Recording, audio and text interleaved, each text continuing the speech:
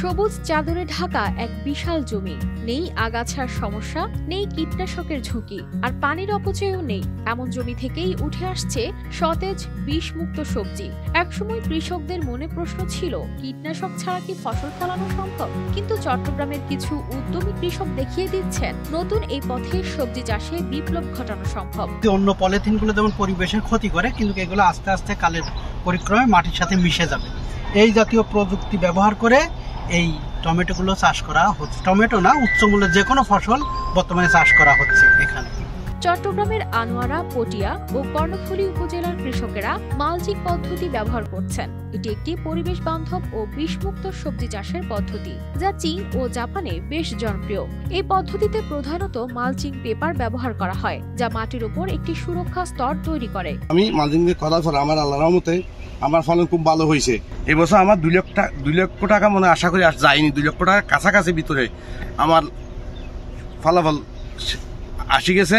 এই পদ্ধতিতে জমির আগাছা দমন হয়, মাটির আর্দ্রতা ধরে রাখা যায়, সার ও পানির অপচয় কমে, এমনকি পোকামাকড়ের আক্রমণও কমে যায়। ফলে শুষ্ক মৌসুমে যেখানে পানির অভাবে কৃষকরা হতাশ হন, এই পদ্ধতি সেখানে হয়ে উঠেছে তাদের নতুন ভরসা। মালচিং পেপার দিয়ে ওটা আমরা প্রথম দেখে বলছি ওনা পাগলামি করতেছে, এখন দেখতেছি ওনার খেতে সফলভাবে আমরা দেখার জন্য বসে রয়েছি ওনার সফলভাবে সফল হয় কিনা।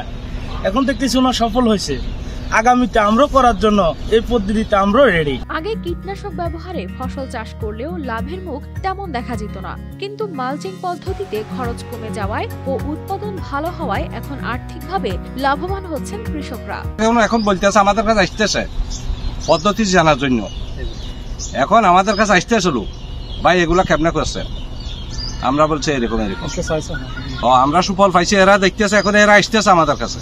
আমি একবার খরচ করে বলছি, তারপর হইতে আর কোনো কার নাই, লুকিয়ে দিছি, বাস শেষ। মাঝে মাঝে এসে ফাঁসা পানি টানি গুলি দন করলে একটু একটু গোড়ায় দিছি, শেষ। এই পদ্ধতিতে চাষাবাদী কৃষকরা আর্থিকভাবে লাভবান হওয়ার পাশাপাশি বজায় থাকছে পরিবেশের ভারসাম্য। শুরুতে অনেকেই এই পদ্ধতি গ্রহণ না করলেও এখন তা দ্রুতই জনপ্রিয়তা পাচ্ছে কৃষকদের মাঝে। এই পলিথিনগুলো ব্যবহার করার ফলে যেমন আগাছা কম হচ্ছে, সারের ব্যবহারটা কম হচ্ছে, এবং সেচ যেটা পানি সংরক্ষণ হওয়ার ফলে সেচ কম দিতে হচ্ছে। এর ফলে আগে যেখানে চাষ করতে হয়তো বা 10 টাকা খরচ হতো, সেখানে এখন 7 টাকা 6 টাকা খরচ হচ্ছে। তা আশা করছি যে এই প্রযুক্তিগুলো আরো ব্যাপকভাবে কৃষকদের মধ্যে ছড়িয়ে যাবে। পরিবেশ বান্ধব কৃষি প্রযুক্তি একসময় কল্পনায় থাকলেও আজ তা বাস্তব। মালচিং পদ্ধতির সফল ব্যবহার চট্টগ্রামের কৃষকদের জীবনে নতুন আশার আলো জ্বালিয়েছে। এভাবেই ধীরে ধীরে তারা প্রমাণ করছেন, পরিবেশের ভারসাম্য রক্ষা করেও চাষাবাদে সাফল্য পাওয়া সম্ভব। News desk, RTV।